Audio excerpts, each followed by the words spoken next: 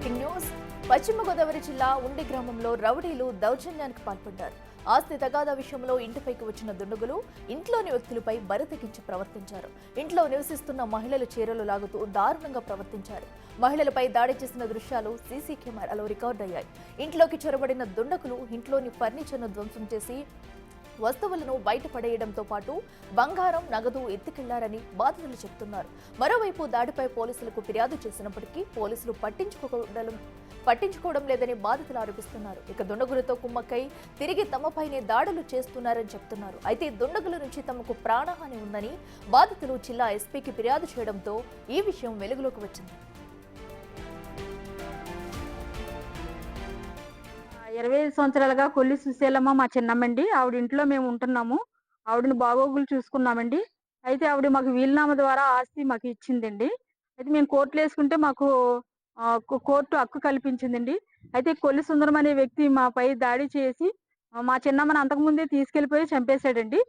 చంపేసిన తర్వాత ఇప్పుడు కొల్లి సుందరం అనే వ్యక్తి మొన్న 21వ తారీఖున ఆగస్టున 10 మందిని పంపించండి.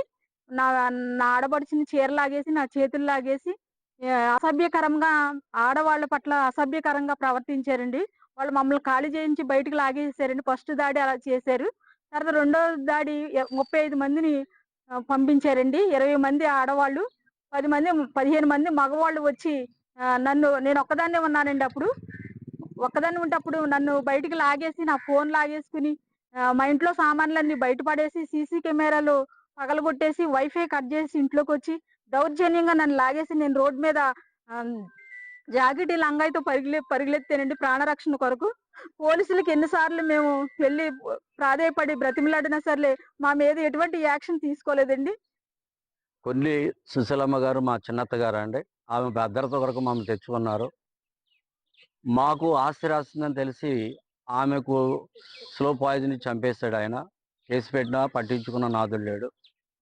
ఆ తర్వాత కోర్టు ఆర్డర్ మాకు ఈ సంవత్సరం ఏప్రిల్ 7న మాకు కోర్టు అనుకూలంగా జడ్జిమెంట్ ఇచ్చింది. అయినా కొల్లి సుందరం అనేవాడు పోయిన నెల 21 అనగా ఆగస్టు 21న 10 మంది రౌడీలు పంపించి నా భార్య మీద, నా చెల్లెల మీద అఘాయిత్యాలు చేయించాడు. ఆస్తిని ధ్వంసం చేశాడు. సీసీ కెమెరాలు 4 పీక్కిపోయారు. వాళ్ళ దాడి ముందు సీసీ కెమెరాల మీద చేస్తున్నారు ప్రతిసారి. తర్వాత ఈ నెల 6వ తారీఖున 35 మంది దుండగులను పంపించాడు. వారు 7 కెమెరాలను ధ్వంసం చేసి నా భార్య ఒక ఒంటరిగా ఉంది. జుట్టెట్ ఈడ్చి రోడ్డు మీద చేసి అఘాయిత్యాలు చేశారు.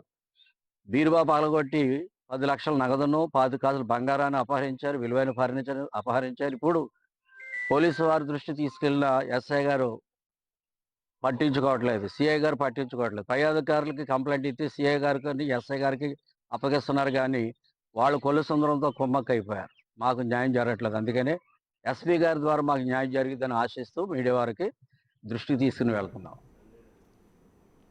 ఇదే అంశానికి సంబంధించి మరింత సమాచారం మా ప్రతినిధి సాగర్ ఫోన్ అందిస్తారు.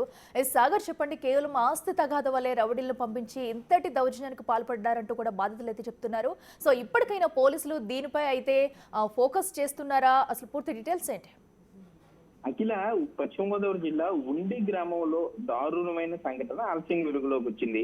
ఈ మేడపాటి రోజా సంబంధించిన ఆస్తి వివాదంలో కోర్టు తీర్పు వారికి అనుకూలంగా ఉన్నా కూడా మరొక వ్యక్తి కొల్లి సుశీలకు సంబంధించినటువంటి మరిది కొడుకు, అతను కొంతమంది రౌడీలను తీసుకొచ్చి, మీరు సీసీ విజువల్స్ లో చూస్తే గనక వాళ్ళు రావటమే మహిళలు అని కూడా చూడకుండా మరి చీరలు లాగేయటం కానీ, వారి మీద భౌతికంగా దాడి చేయటం, పూర్తి స్థాయిలో ఇబ్బంది పడ్డాం. ఇంట్లో సామాను మొత్తం బయటికి పెట్టేసి, మొత్తం బయట పడేసి, మహిళలు అని చెప్తున్నా కూడా వినకూడదు. చాలా అసభ్యంగా వారికి చెప్పుకోలేకపోతారు. మీడియాతో కూడా చెప్పుకోలేని పరిస్థితుల్లోకి వారిని తీసుకువెళ్ళిపోయారు. ఈ కొల్లి సుందర్ అనే వ్యక్తి మరి కొంతమంది వ్యక్తులతో కలిసి రౌడీలు అని చెప్తున్నారు.